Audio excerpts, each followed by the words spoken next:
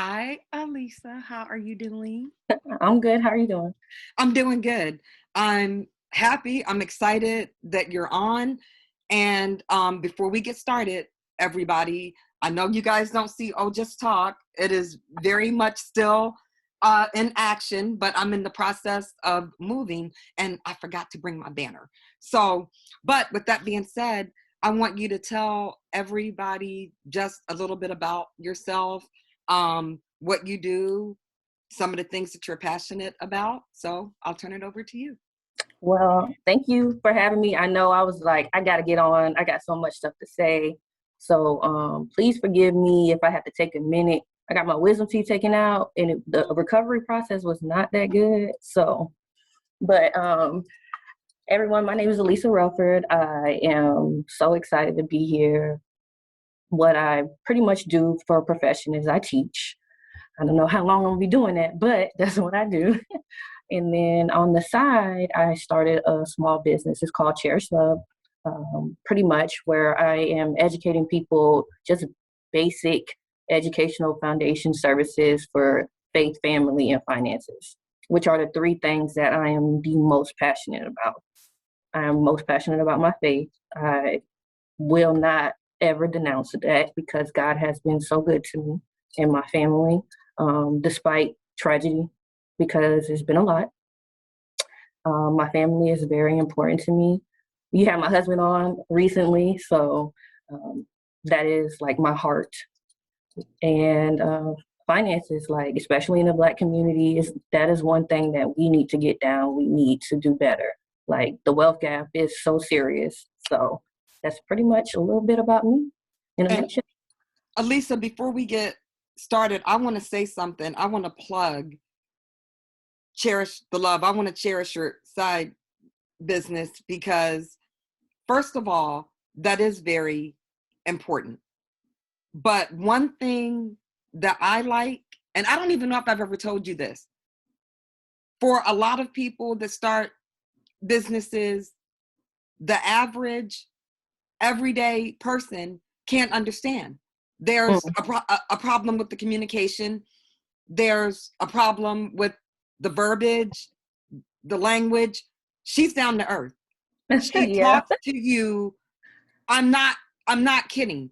She talks to you like she's having a conversation with her best friend or with a sister or a family member. You're going to get it. If you take the time to find out what she's doing, I promise you, you're going to understand. She uses everyday language, the rhetoric that everybody understands. So that's one thing that I definitely like about the way you do things. Thank you. I appreciate it. You don't come across, the only way I know how to say it, you don't come across as sounding like you're better than anybody else, or for somebody who's misinformed, they don't understand, they're going to feel like, oh my God, she's way over my head. She, Mhm. no, she is, you won't be disappointed. That's the best. I hope did that make sense what I was saying? It made sense to me. That kind of touched me. Thank you. That Yeah. is like the ultimate goal is to, like I always say, I'm not here for like the people that got it all together, because I ain't got it all together. I'm here for the people that want to be real. Like, you want to be real, I'm gonna be real with you, and then we can have a conversation and figure out how we can help each other. Like, so yeah. It's true. I love that. So, okay, you guys, you all know that nothing is off the table when it comes to Oh Just Talk. And that's the other good thing about Alissa. Mhm. We can talk about whatever. We can have a conversation about anything. And I want to, so I guess I want to start off talking about not toxic, not relationships, like, between marriages or Mhm. boyfriend, girlfriend, whatever the case may be, but friendships. There are so Mhm. many people that are uncomfortable saying no. Like, a good example is if a family member or friend calls and they're like, oh, my light bill is due. I need $100. Mhm. Can I borrow it from you and I'll pay it back? You might only have $115.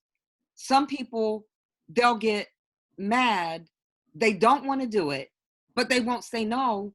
They'll give it anyway. Then they'll talk about the person for asking. Like, I don't know. I got a problem with that. Why can't you just say no? Why do people feel like they have to? And if you're going to do it, don't talk about it.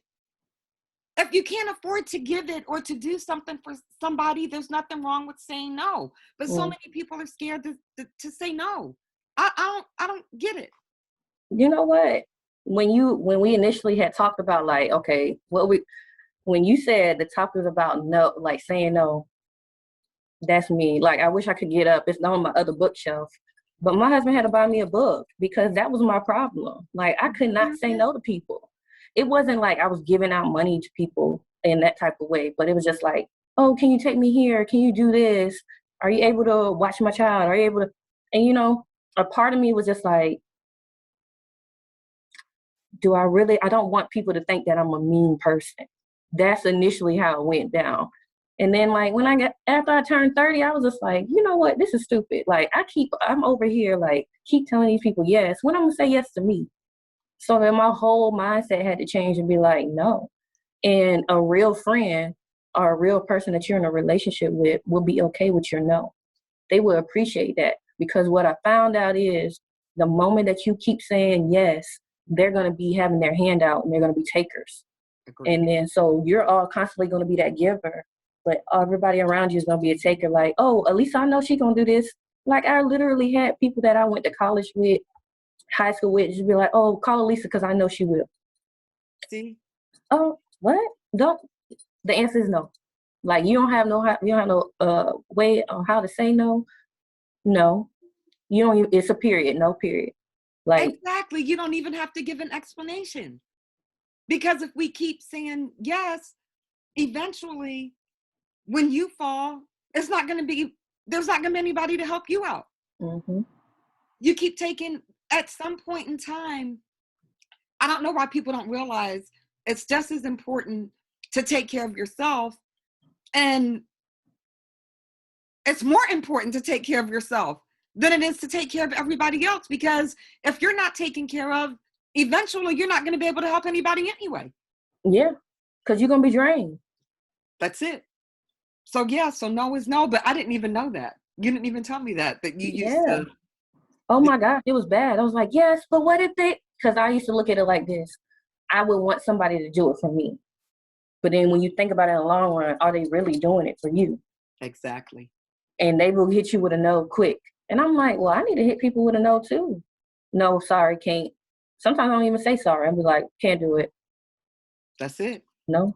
Yep. Yeah. And that's all that needs to be said. Well, I'm glad that you got comfortable saying no and just leaving it at that. I mean, people say yes without giving an explanation or a reason.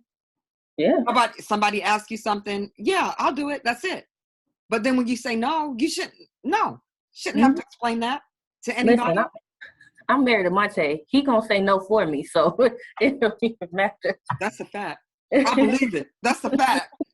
That's a definite fact. Mm-hmm. And okay, so this next one is going to be good. So although, well, you know, I'm divorced, but I am in a relationship.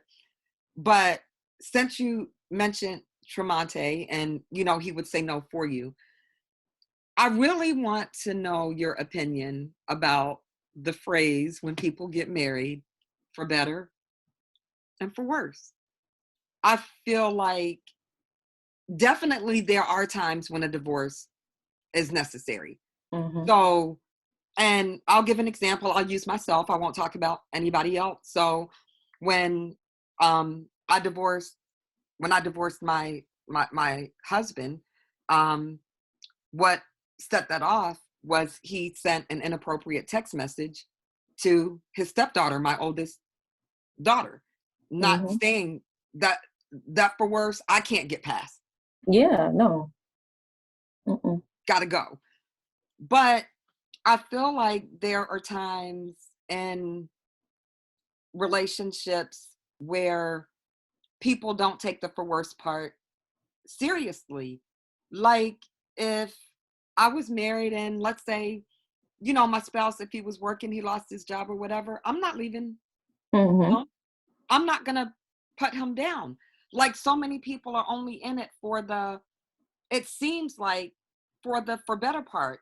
But when Yep. the worst part comes along, no, no support. They like kind of want to keep it moving.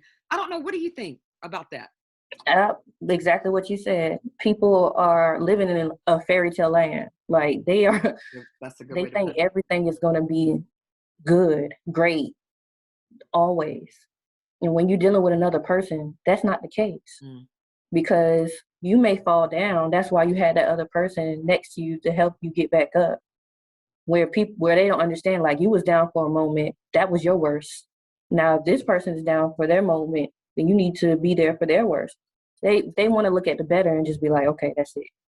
And I really think that, especially for people that get married young, that is where what the problem comes in. People push marriage, and I feel like the church do this all the time. They be like, because they always say it's better to get wed than to burn, right? So everybody's like, oh, I can't be out here fornicating, let me go ahead and get married. But then you get married at 17 and 18, you don't even know who you are. So then when life happens, you're like, oh, I can't do this. And that's what the problem is. Like, they don't really understand what adversity is. They don't understand it. So they're gonna be forever in that cycle, like, oh, everything gotta be great. And if it's not great with me, then this person needs to be great. But if both of y'all not doing great, what y'all do? That's It's the true. worst. Damn, you broke that down good. But it's true. When a lot of people do get married young, they haven't experienced anything. And you're right. When life hits them, they don't know what to do. Mm-hmm. But so what advice would you offer? I would say this, especially when you're getting married, you have to understand that you are no longer just you by yourself. You are you and another person. So like, people be like, oh, I'm still an individual. Yeah, I'm still an individual all day. I'm still gonna be Alissa all day. But my last name is Relford. So that means that me and my husband are one. So if you don't go into that mindset that you're one, you already defeated at the end. Like, to me, it just, people are just want to be like, oh, they want to just show the ring. So if I That's say this, true. it shouldn't be about the engagement or the wedding. It really needs to be about the marriage. And if you're not really trying to be in it, then it's okay. You don't have to be married. You can live your life and still be in relationship. But if that's something that you truly desire, then I should say that if marriage is something that you truly desire, then you need to understand that it's no longer just you. Is your husband your best friend? No. I And the reason, swear to, I promise. I promise. In my head, I was like, she's gonna say yeah. Do you know how many times I've heard that? Oh, my husband is my best no, friend. No, oh, my wife is my best friend. You're lying. you're Then how lying. come they don't know about this? How come they don't know Mhm. about that? You get. I'm so glad. Thank you for keeping No, it real. no. I tell people all the time, I'm gonna be like, okay, if that works for you, but for me, no, my husband is my husband. He's not my best friend. I was like, because the thing about it is, you can change your best friend as many times as you want to. Because I had a best friend in middle school, I had a best friend in elementary, got a best friend. Now we've been rocking for about 20 years now. But my thing is it's like, those relationships are totally different. Your best friend is not someone that you having sex with. I hope not. But I mean, it is what it is. But my husband's not my best friend. He's above that because we walk together. So that's how I feel. I love you.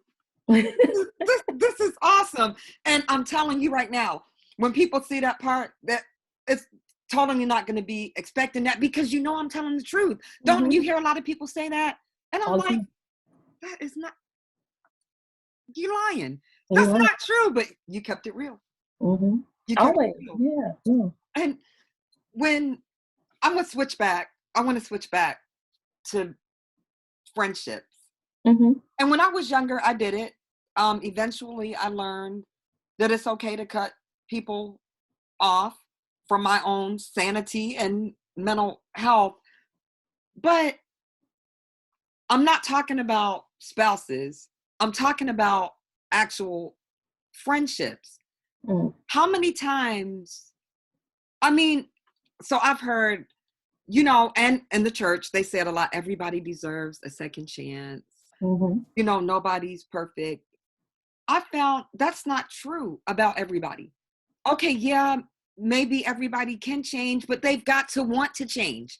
Yeah. They've got to want to do something different. Like how many times is enough enough? How many times do you have to keep giving somebody a chance to screw you over? It's like if you know, if you have a friend like I did that came into your home, stole from you, I ain't gotta let her back in. I No.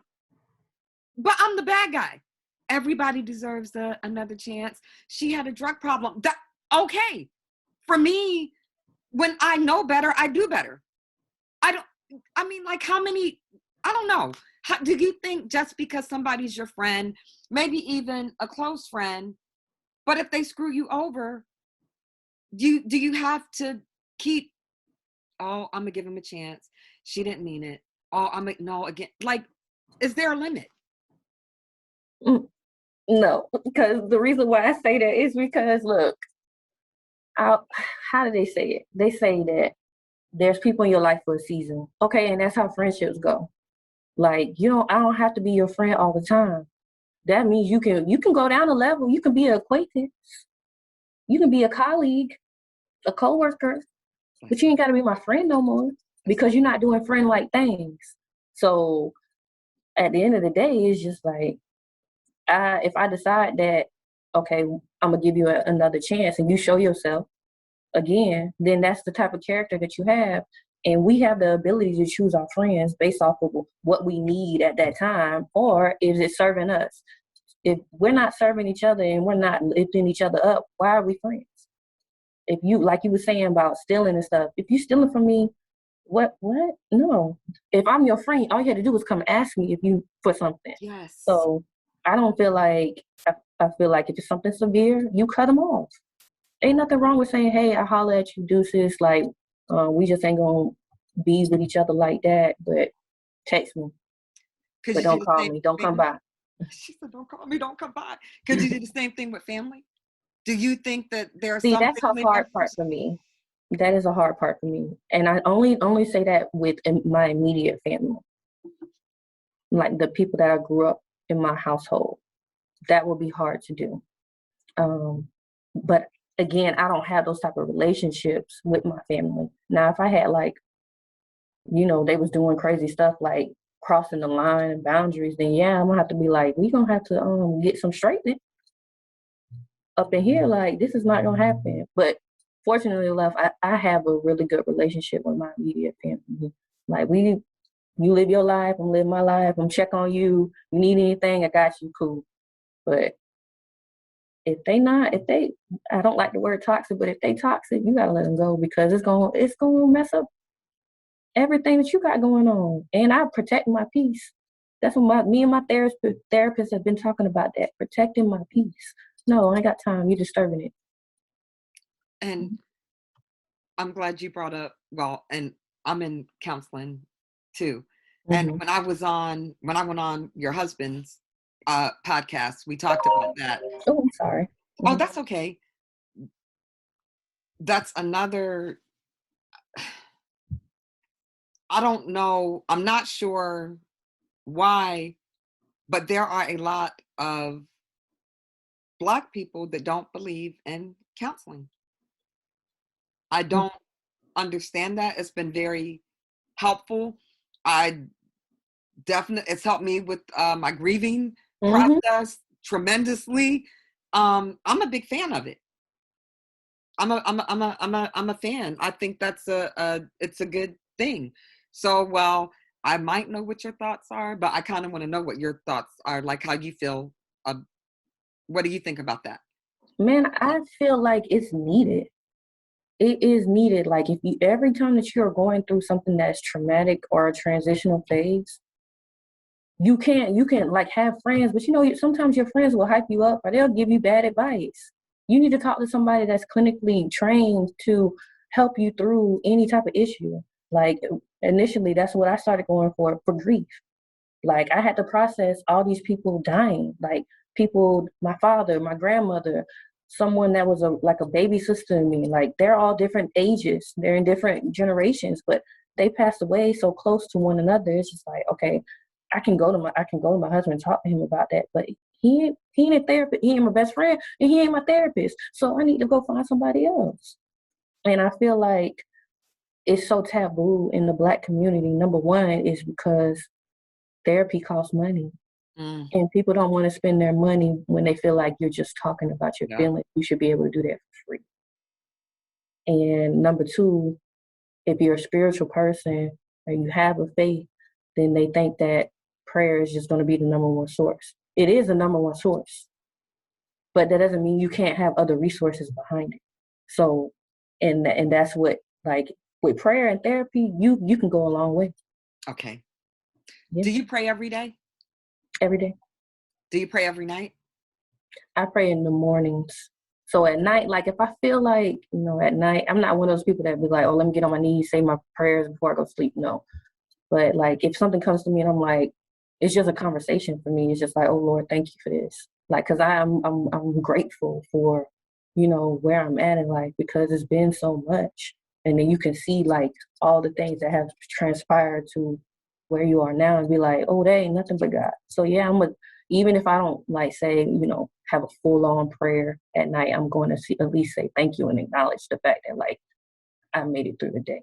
So. Okay.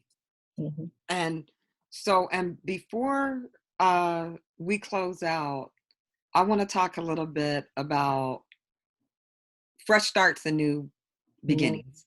Because I'm getting ready to have a fresh start. Me too. Mm-hmm. What are you like?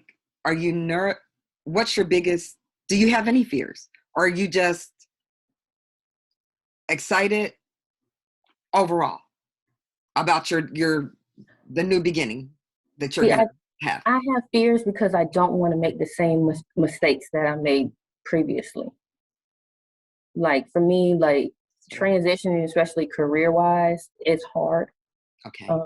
Because it's just like, okay, if somebody's taking a chance on you, but then you get there and that place is not vibing with you, you're like, dang, man, I made a mistake. Or like, I don't know if that's a fear, but I don't want to be in a repetitive cycle. I want to be able to like walk through, and I need it to be like somewhere that is just like calm. That's what I need right now. So that's what I'm hoping for.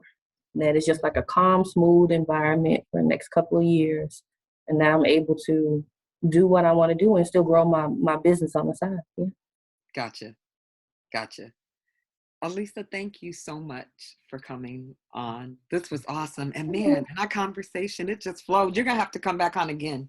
Okay, we can do that. And before we close out, if you have a social media site, website, of course, I'm going to put it in the description of this segment, but let everybody know where they can find you at. So I'm on Facebook. Obviously, it's Alissa Atkins Relford. If we ain't got more than one mutual friend, I probably ain't going to accept you. So just go to my business page. I ain't going to lie. Go to my business page on Facebook. Is Cherish Love LLC. So you can see all of the things that we're doing. And yeah, that's where you can find me. That's pretty much where I'll be at. And before we go, I'm going to put you on the spot.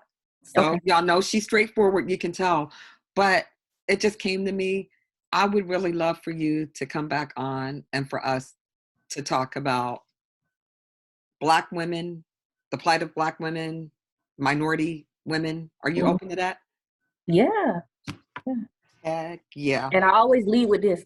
I am not the face of Black women, but I am a Black woman. That's and right.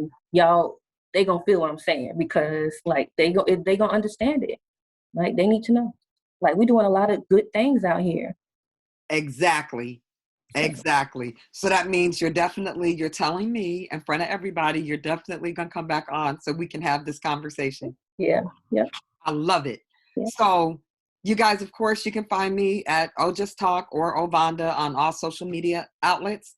Please make sure you follow her, show her some love and support.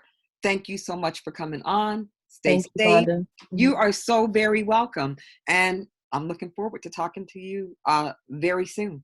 Okay. Bye. All right. I love you, Alissa. I love you too. Thank you. You're welcome.